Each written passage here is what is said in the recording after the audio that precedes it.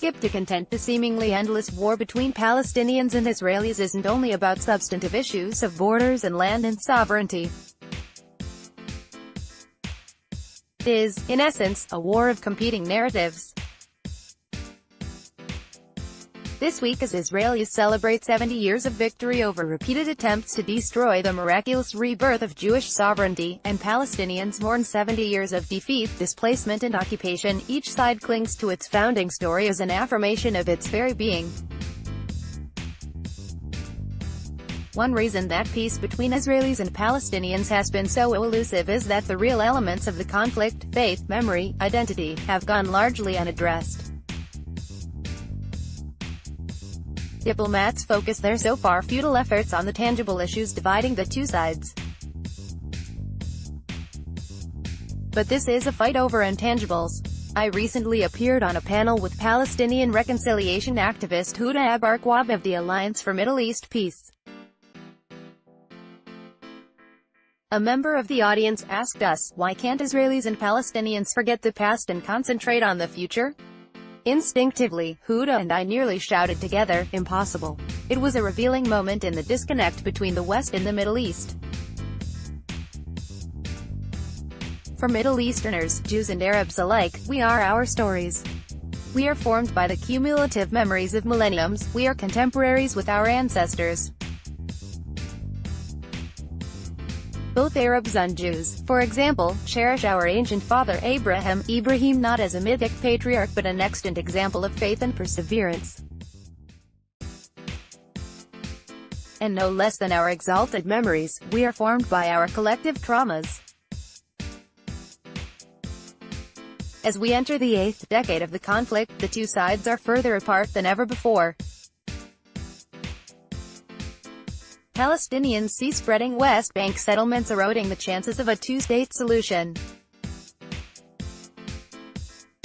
Meanwhile, Israelis witness the constant denial of their country's right to exist, conveyed by Palestinian media, schools and mosques. And with the U.S. Embassy opening in Jerusalem, violence in Gaza and the West Bank will likely intensify. And yet, for all the fatalism on both sides, the Middle East is in greater flux than ever before. Fear of an imperial Iran is drawing together Israel and the Sunni Arab world. Israel's massive retaliation against Iranian military bases in Syria last week was greeted with quiet satisfaction in Arab capitals. Saudi Arabia's government-controlled media publishes denunciations of anti-Semitism these days, and Crown Prince Mohammed bin Salman has declared there is no Islamic obstacle to recognizing Israel's legitimacy. He has also publicly faulted the Palestinian leadership for rejecting past Israeli overtures for a two-state solution. Along with respect for the wounds of the past, we need to recognize the maximalist territorial claims of both peoples. This radically shifting atmosphere requires a new conceptual language for peace. Each side will need to honor the other's narrative. That means Israelis acknowledging the shattering of the Palestinian people and the destruction of their homeland. That also means the Arab world acknowledging the shattering of ancient Jewish diasporas in the Middle East, 1 million Jews forced out so that today they are scarcely a memory from Yemen to Morocco to Iraq. Along with respect for the wounds of the past, we need to recognize the maximalist territorial claims of both peoples. Each can make a compelling case for why the totality of the land between the Jordan River and the Mediterranean Sea belongs by right to its side. For a Palestinian whose family fled Jaffa near Tel Aviv, what is now the State of Israel will always be part of Palestine. And for me, as a religious Jew, the West Bank isn't occupied territory but Judea and Samaria, the biblical heart of my homeland. I understand why Palestinian maps exclude the word Israel, because on my emotional map there is no Palestine, but solving our conflict will require each side to contract its maximalist dreams, a violation of its perception of justice. and each must acknowledge the sacrifice of the other. A successful Middle Eastern, not a Western, peace process would also draw on religious language. In the past, diplomats tried to circumvent the powerful religious sensibilities on both sides to reach a rational compromise. But for us, a peace process between secularized elites lacks legitimacy. Moderate rabbis and imams must be willing to probe their respective traditions to justify painful compromise.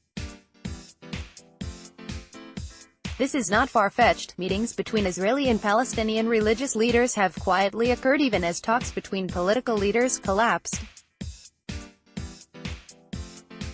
Finally, each side needs to acknowledge the right of the other to define itself as a people entitled to national sovereignty.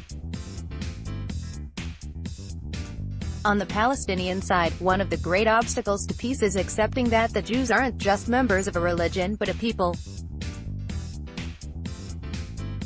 In conversation with Palestinians at every level of society, I have repeatedly heard the same refrain: we have no problem with you as a religious minority, but we can't accept your invention of yourselves as a nation. On the Israeli side, much of the right denies the existence of a Palestinian people, insisting that it is a contrived identity whose sole purpose is to undermine Israel. Yet the majority that do acknowledge the legitimacy of Palestinian national identity understandably fear the creation of a Palestinian state when there is no sign of reciprocity. Without illusions of an imminent breakthrough, Israelis and Palestinians can create an infrastructure for reconciliation resonant with our values and cultures. No outside power, however well-intentioned, can do that hard work for us. We need to hear each other's narratives, and acknowledge that two rightful claimants share this tortured land between the river and the sea. 70 years on, there is still no other choice. Yossi Klein Halevi is a senior fellow at the Shalom Hartman Institute in Jerusalem. His new book, Letters to My Palestinian Neighbor, will be published this month by HarperCollins.